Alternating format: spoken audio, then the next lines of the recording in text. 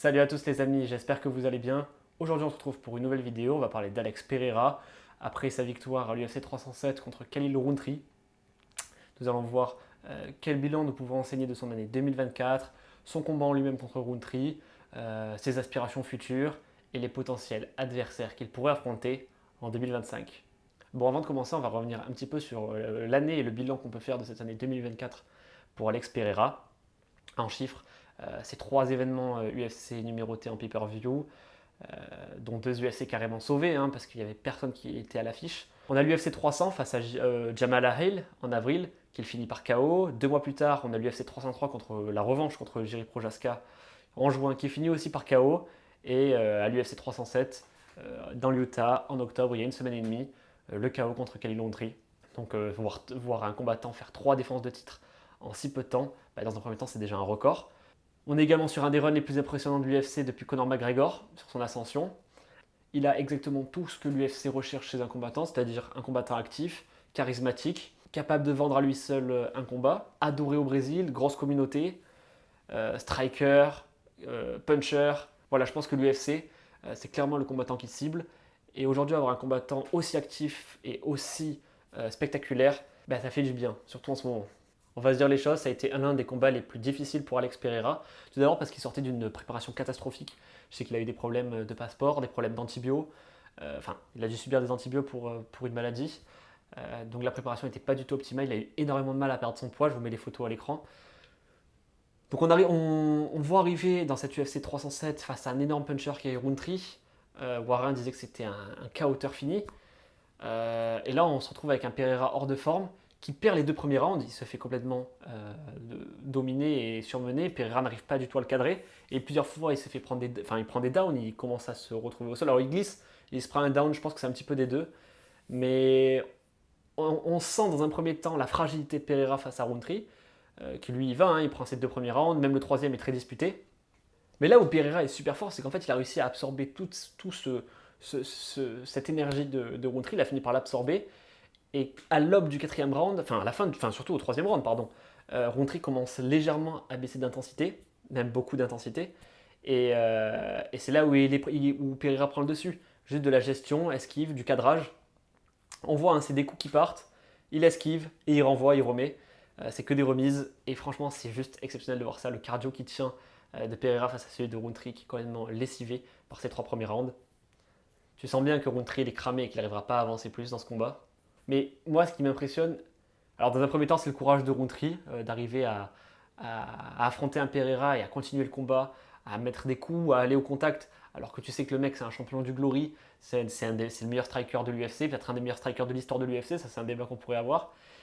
Et le voir se battre avec lui, sachant qu'il prend les 2 premiers rounds, et j'ai envie de le revoir face à des combattants plus huppés, peut-être un peu moins que Alex Pereira, mais en tout cas, je pense qu'il a une vraie trajectoire à aller chercher dans son classement.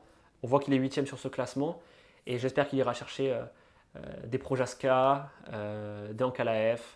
Parlons maintenant un petit peu de ce que peut faire Alex Pereira pour la suite de sa carrière.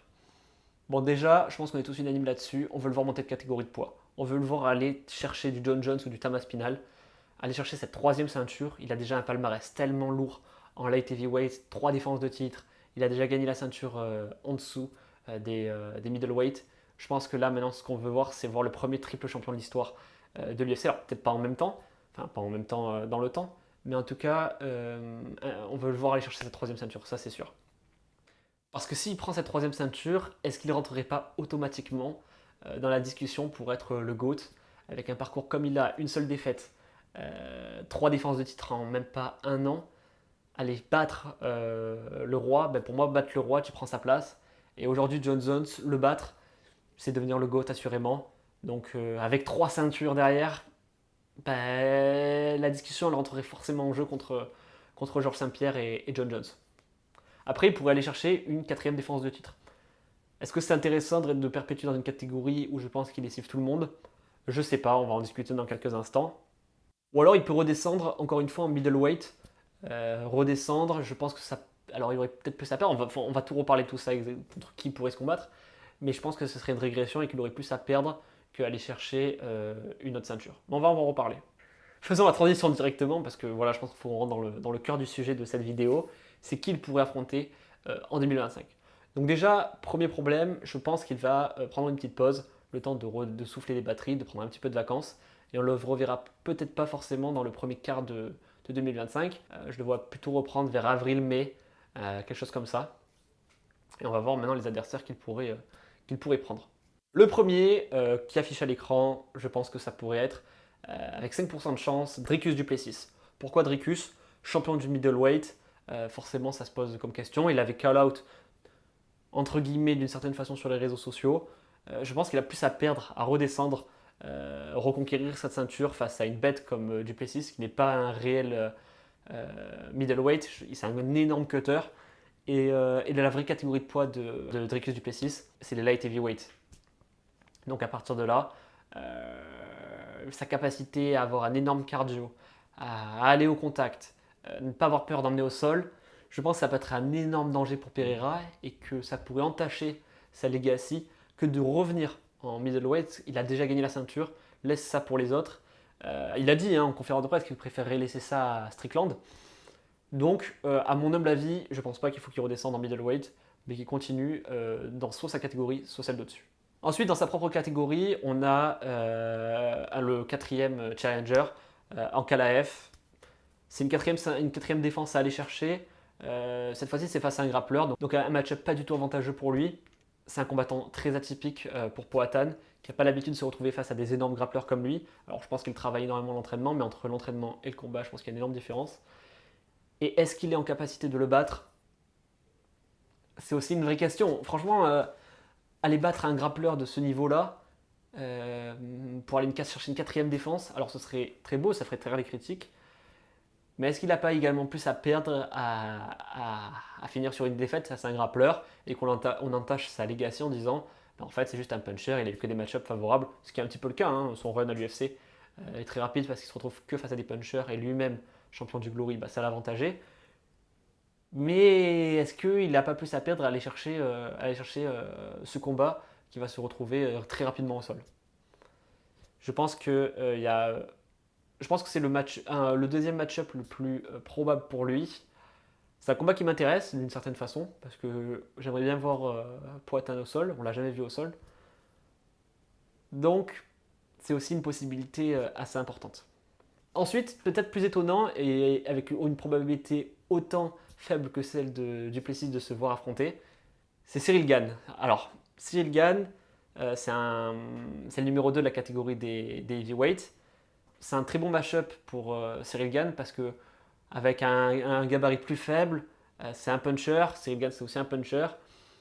Pour relancer la hype de Gane qui est un peu en berne en ce moment, je pense que ça peut être un énorme combat. C'est clairement un combat pour une ceinture intérimaire, je pense. Sachant qu'il faudrait déjà que celle de Thomas Pinal se décante. Mais je vois pas les deux s'affronter l'un l'autre. Je pense que Gane n'a pas envie d'affronter. Je ne le vois pas affronter Pereira.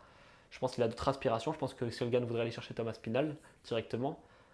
Donc je vois pas les deux se battre immédiatement. Mais je pense que ça pourrait être un très très bon match-up pour Cyril Gane et Alex Pereira. Je pense que les deux ont beaucoup à gagner à s'affronter. Je pense que les deux ont beaucoup à gagner à s'affronter, mais ils sont aussi beaucoup à perdre. Et je pense que les deux ont beaucoup à gagner à s'affronter, mais je ne pense pas que ça se fera immédiatement. Ensuite, on a la possibilité que peut-être j'aimerais le plus voir, ce serait Thomas Pinal. Thomas Pinal est celle qui a le plus de chances d'arriver. Alex Pereira l'a call out récemment sur Instagram. C'est vraiment aller chercher la ceinture des poids lourds. Voilà, moi, mon envie, c'est de le voir devenir triple champ. J'aimerais qu'il batte Aspinal parce que j'aimerais voir Pereira gagner ce combat et devenir vraiment un vrai GOAT. Mais aujourd'hui, est-ce qu'il peut passer le cap Thomas Aspinal? Honnêtement, s'il y a bien un combattant contre lequel je ne le vois pas gagner, c'est Aspinal. Alors, c'est peut-être à démentir, mais Aspinal, je le vois tellement lourd, tellement costaud. Il a même dit, s'il le croise, s'il s'affronte, il ne va pas le puncher, il va lui faire un plaquage de rugby, il va essayer de le détruire. Il a le corps fait pour, mais le problème d'Aspinal, c'est qu'il n'a jamais remporté ses combats après le premier ou le deuxième round. Je crois que le max, c'est 2 minutes passées dans le deuxième round. Donc, on ne connaît pas le cardio d'Aspinal. On ne sait pas s'il scrap rapidement, on ne sait pas combien de temps il peut durer sur un combat de 5 rounds en main event. C'est une inconnue pour nous, c'est que des KO Aspinall rapidement. Mais si Pereira arrive à passer le cap du deuxième tour, si Pereira arrive à passer le cap du deuxième round, est-ce qu'il est en mesure de faire douter Aspinall et à l'enchaîner pour le dominer, le remettre KO? C'est aussi une probabilité, c'est pas à exclure. Et j'ai vraiment envie de voir ce combat arriver. Et enfin, l'hypothèse John Jones. Alors, c'est peut-être ma préférée parce que si après Miocic, John Jones décidait de prendre Pereira, alors il faudrait déjà que s'il prend Pereira, ça voudrait déjà dire que Pereira aurait affronté Aspinall, puisque dans la suite logique des choses, c'est Aspinall qui doit prendre.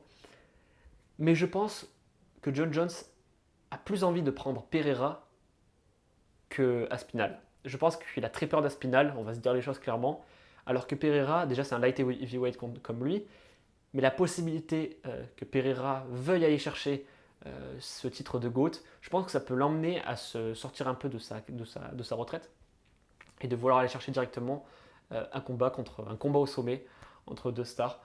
Ce ne serait pas un combat magnifique de voir John Jones affronter Pereira et Pereira avoir la possibilité de devenir triple champ en affrontant le GOAT, en battant le GOAT, mais est-ce que John Jones voudrait terminer sa carrière sur une défaite et probablement sur un KO?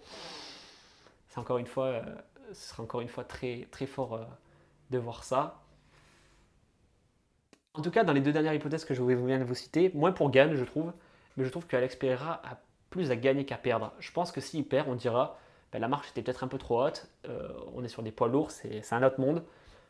Donc il n'y aurait pas vraiment de perte de legacy. Par contre, sur Gane, déjà je trouverais que ça s'effriterait un petit peu. Gane, il n'est pas au meilleur de sa legacy. Donc je pense qu'il aurait déjà plus à perdre. Et Ankalaev, d'autant plus. Le problème avec Ankalaev, donc je vous l'ai dit, c'est un grappleur, c'est un light heavyweight. Et on pourrait dire que c'est un mauvais match-up. Et pareil pour Dricus du Plessis, je pense que c'est la pire possibilité qui soit. À titre personnel, moi ce que je veux voir, c'est contre Tom Aspinall, vous l'avez bien compris. Voir affronter Tom Aspinall, c'est voir un combat au sommet entre les deux plus gros combattants qui sont le plus craints dans l'UFC. C'est le combat que j'ai envie de voir. Dites-moi ce que vous en pensez en commentaire. Quel combat vous voulez voir pour Alex Pereira, continuer sa legacy en light heavyweight, monter en poids lourd. Moi j'ai envie de voir ça, j'ai envie de voir vos commentaires, j'ai envie de voir ce que vous en pensez. Merci à tous de m'avoir écouté, on se retrouve ensemble pour une prochaine vidéo. C'était une des premières, je ne suis pas encore habitué à tout, j'espère qu'on va progresser tous ensemble. Mais en tout cas, merci de m'avoir écouté, on se dit à la prochaine et merci à tous. Shadow